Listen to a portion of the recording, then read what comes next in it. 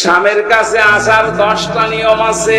কোন মহিলা যদি স্বামীর কাছে আসতে যায়, প্রথমে যতটুকু পরিষ্কার পরিচ্ছন্ন হওয়া দরকার তার পোশাক, তার শরীর, সে যেন পরে আসে। 2 নম্বরে যদি সমর্থ থাকে, সে যেন পারফিউম ব্যবহার করে, আতর, সেন্ট। ওরা এগুলো ব্যবহারও করে বাজারে যাওয়ার সময়। যদি মার্কেটে নিয়ে যান, তখন দেখবেন সাজের বাহার কি। সম্মানিত মা বোন, যারা চুল খুলে বাজারে যান, বিভিন্ন অনুষ্ঠানে যান, যেই কয়টা চুল পর পুরুষে দেখবে, ওই কয়টা সাপ কিয়ামতে কামড় দেবে।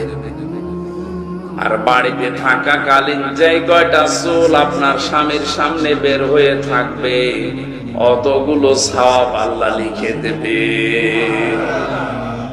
যেন বাড়িতে থাকাকালীন চুলে শ্যাম্পু করেন, সাবান লাগান, যা ভালো লাগে তাই দিয়ে চুল ফুলিয়ে থাকবেন, যেন দেখে ওর অন্য দিক থেকে মুখ ফিরিয়ে আসে। নবীজি বলেন, 2 নম্বরে স্বামী যখন আসবে, তাকে খুশি করার জন্য, হাসি দেওয়ার জন্য যা করা লাগে ও করবে। কোন স্বামী যদি পছন্দ করে যে আমার বউ ব্লাউজ গায়ে দেবে, হাতা কাটা, ও যেন তাই দেয়। আমি তো এটা বানিয়ে বললাম নাকি? 3 নম্বরে স্বামী যেটা পছন্দ করে ওটা যদি জায়েজ হয়, আপনার জীবন থাকতে ওটা আপনি মেনে নেবেন। কথা বোঝে?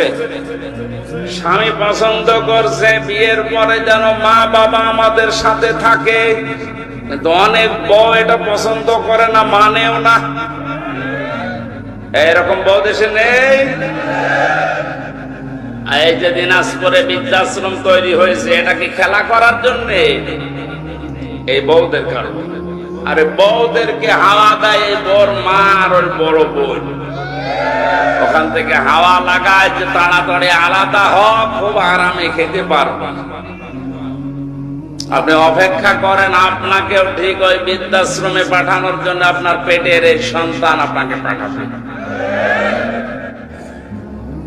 4 নম্বরে নেককারের সংজ্ঞায় পেয়েছি, ওই স্বামী, ওই স্ত্রী নেককার, যে স্বামী বাইরে গেলে তার সন্তান আর সম্পদ যে হেফাজতে রাখে।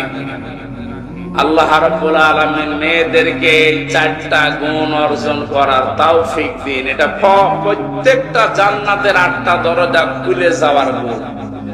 আজ হাজারো মহিলার ভেতরে গুণগুলো নেই, শুধু নামাজ পড়া, রোজা রাখা আর কালো বোরকা পরায় মনে করে এটাই আমি নেককার হয়ে গেছি। না,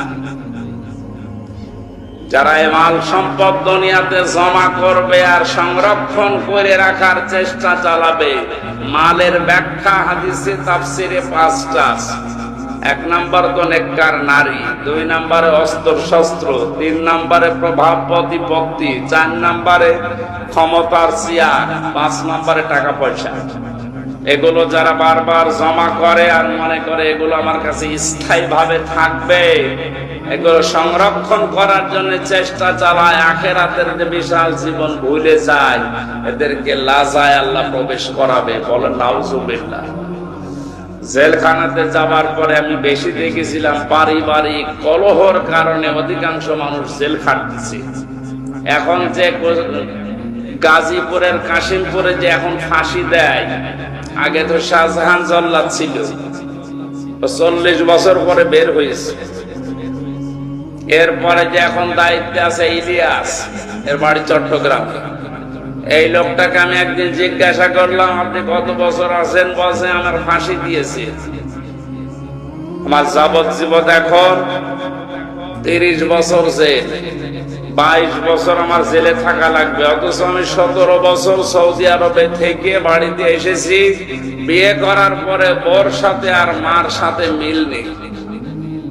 এই সামান্য জিনিস নিয়ে বউ মেনেই নিতে পারে না কিছু মা বাবাকে দিলে। শেষ পর্যন্ত এই কথা কাটাকাটি হতেছে, বউকে আমি মেরে ফেলছি। এই মেরে ফেলার কারণে আজ 13 বছর আছি, এখনো পর্যন্ত আমার 7 বছর না 9 বছর থাকা লাগবে, তারপরে যদি আমার মাফ হয়। এখন প্রত্যেকটা ফাঁসি দিলে 4 মাস করে মাফ করে দেয় সরকার।